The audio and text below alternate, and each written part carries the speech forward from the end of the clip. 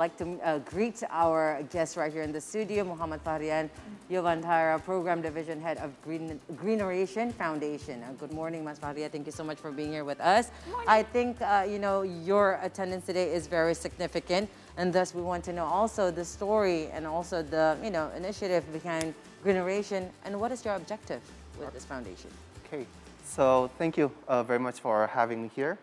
It's very nice to talk about this issue because it needs the awareness that it needs, especially in this time of days.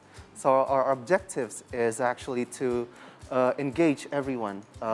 First of all, is to highlight that the problem exists, and then we need to build the awareness, which means they have a role in addressing that problem, and also not only that, we encourage them to what they can do in addressing those problems, which includes promoting sustainable lifestyles or other eco-friendly options for them in order to play that role in reducing or fighting this issue. How long has Greeneration been here since it started?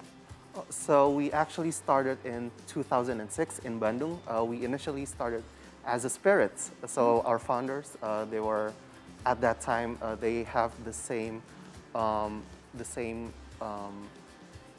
goal, right? The same concern that waste is a growing issue in Bandung. I think we think this will be a greater issue on the national scale. So we need to do something.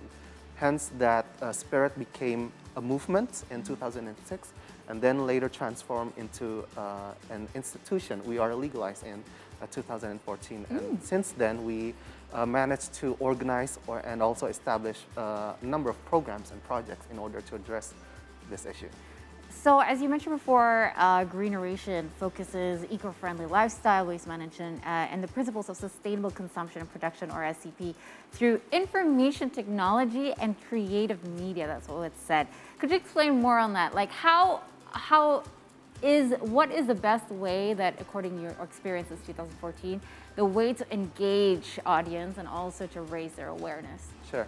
So, yeah, this problem is a growing problem every year, every month, in fact. So we need all the resources that we can get, not only human resources, but also the infrastructure or technology that we need to spread this awareness.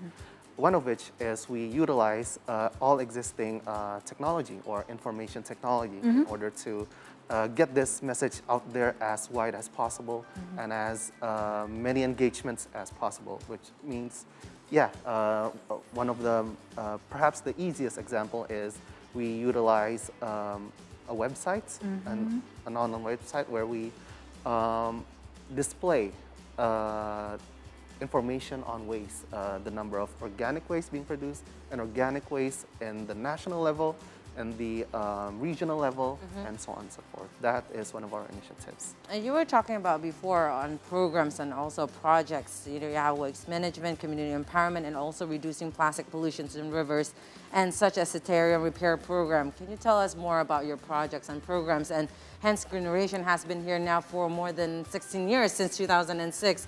Has that even given, has it been given a growth and an impact, especially to the society?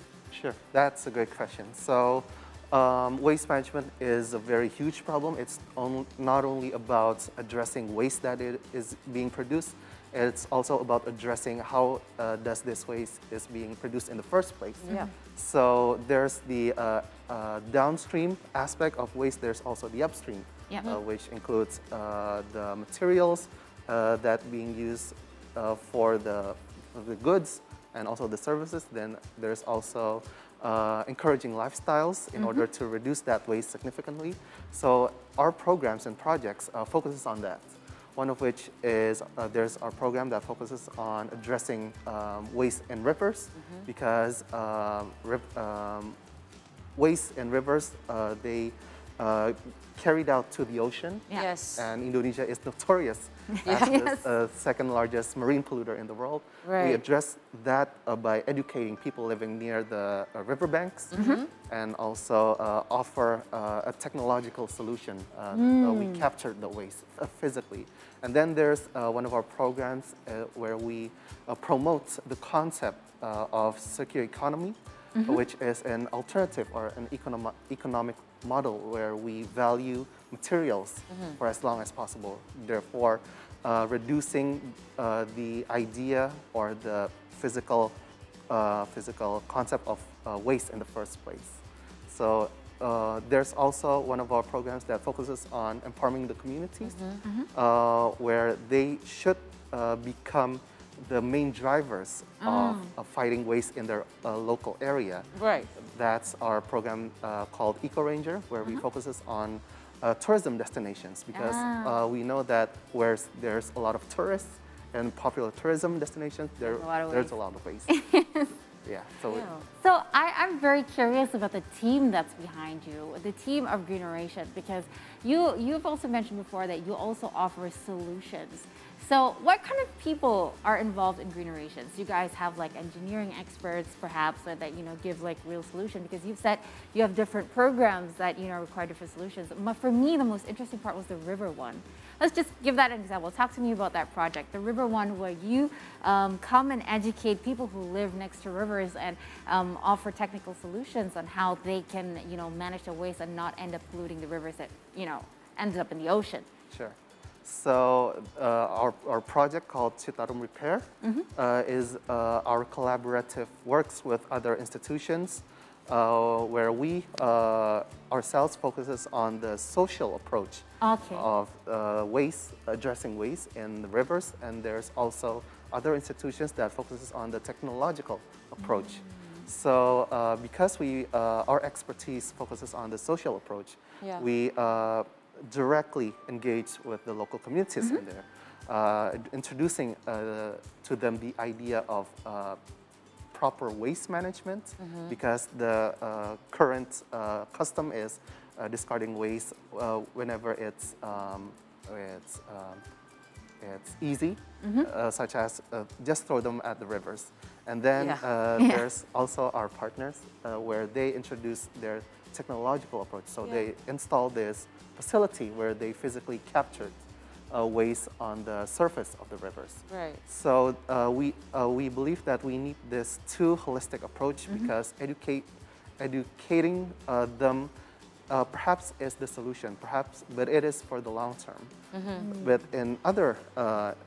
on the other hand, if we only focuses on the technological aspect, waste will always be present, because the source of those who create that waste will still be there. So that's why we need education. It's because the mindset needs to change first before you can utilize any other infrastructure. Exactly. And you know what, Masari, I don't know if you're aware, especially in United States, New York is one of the worst waste management. I mean, you've seen a lot of garbages everywhere along this line because there's no more space. Foreseeing that here in Indonesia, we're almost encountering that kind of similar situation also. Have you also, Greeneration, work with private sectors and also the government to handle this kind of situation? We've already talked about, a couple of times here also in See Today, why, now we have less land for waste management. Sure. So that is the reality of the waste management condition in Indonesia. We need more space to store our waste, which is reducing by the minute. So yeah, that's why we work with every stakeholders out there to address this issue, because again, waste management is not a downstream issue that focuses on how to treat waste, such as recycle, but we need to address how it is being produced in the first place. So we work with governments on enforcing the regulation. We work with private sectors on promoting sustainable alternatives or sustainable business models, and so on and so forth. Yeah, we need to work with everyone. It has to be done right now. Like, less talking and let's do the action, correct? It is a consistent job. But, we have a little bit of a challenge for you, because both Carolyn and I personally, for sure, want to learn more about how my lifestyle is not ending up adding to the, waste fills or waste landmines, basically. Sure. So we have something for you here in the plasma. There are different kind of pictures, and if you could, so you go. What should we do with these kinds of waste if we have them at home, so we do not add to the, to the waste mine? Sure. So I'll take you up on that challenge. So there's this we can categorize those two waste. There's organic and inorganic. So up the top are the inorganic. If I'm not mistaken, this is packaging. That's plastics. That's textiles. And this is organic. Food waste. Yes. So for plastic packaging, perhaps is relatively the easiest because plastics still has its own value. It's still valuable to producers and also other parties. Because the idea that plastic has its own value, if we want to recycle it, then we can, first of all, repurpose it, use it as a container or storage. Or if you want to take it to the next level, you need to handle it as its own material that still has value. You need to clean it, and then you can send it to the proper authority or institution that can properly manage this waste. And then for textile, it's a bit tricky compared to other inorganic because they're fabric.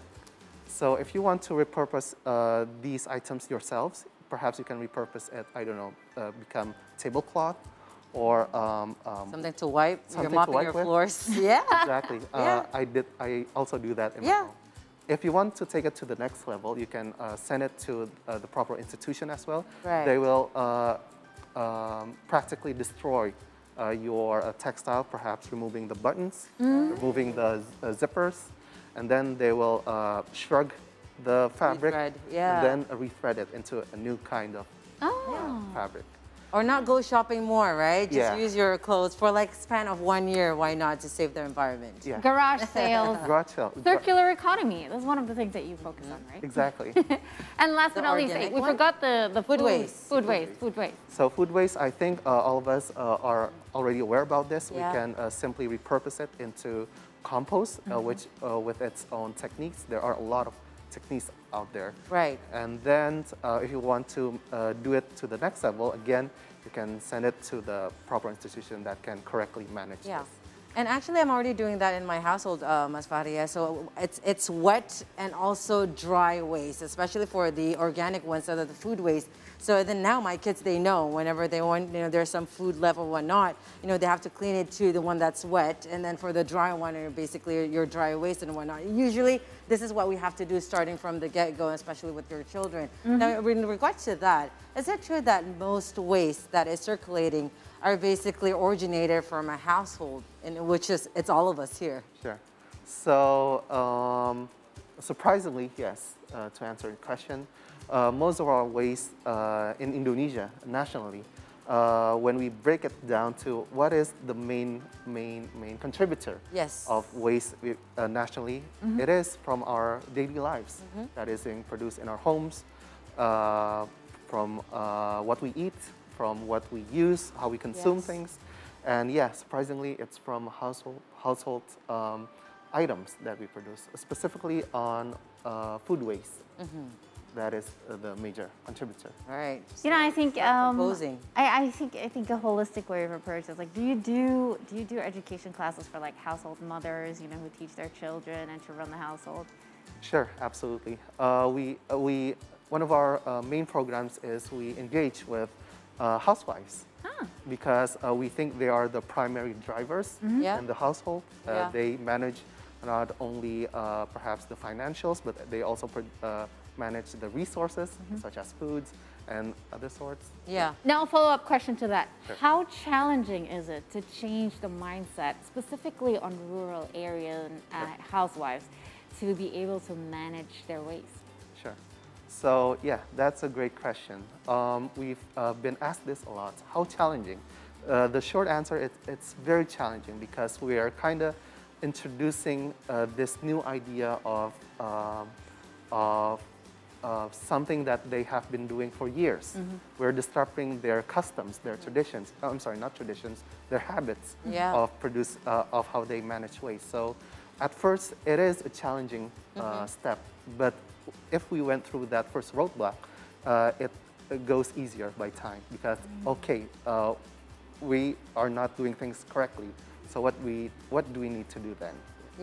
And also right now I see that the government is already doing as much as they can, and also like Greeneration and other organizations. Like a lot of now, if you go around the roads, there's a lot of recycling bins, and I think not enough though. Yeah. But as it started, right? It's good enough, and there's always that first step. And I think, in a way, the projects and the programs that you have, working with governments and institutions, making these programs a project needs funding. Sure. So let's talk about that. How do you manage to do that? Sure. So I want to emphasize that Greeneration is a nonprofit. So yeah, we're a nonprofit. We focuses on the activity at hand, delivering impact as great as wider scale as possible. So yeah, it is a reality that we need resources, particularly funding, to start this. So we work with organizations or institutions that can provide their funding for us, and that's how we work together in starting this programs and projects. As their social responsibilities, especially to the communities. Correct. Very interesting. So what do you think does regeneration, where will regeneration go in the future? Sure. So our dream is, of course, delivering more impact as much as possible. Specifically, there's this one issue that we acknowledge, that there are other similars like us that propose other great ideas as well, perhaps in marine litter, perhaps in air pollution.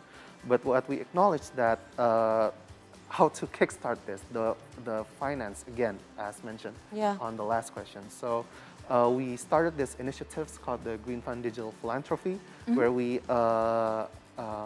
basically gather all possible funding that we can achieve and distribute it or manage it for other initiatives from other organizations, from other movements, so we can kickstart their ideas as well. Yeah, and the time is starting this from now. And thank you for Greeneration for being here more than a decade now, almost 2 decades for us. And of course, if you want to know more about Greeneration, you can go straight away to greeneration.org. Mas Fahrian, thank you so much for being here with us. Thank you for what you're doing and your movement, and also your team. And again, food waste or any waste management, it is inevitable. It is a part of our lives, but we have to be smart about it. All right, let's do the top.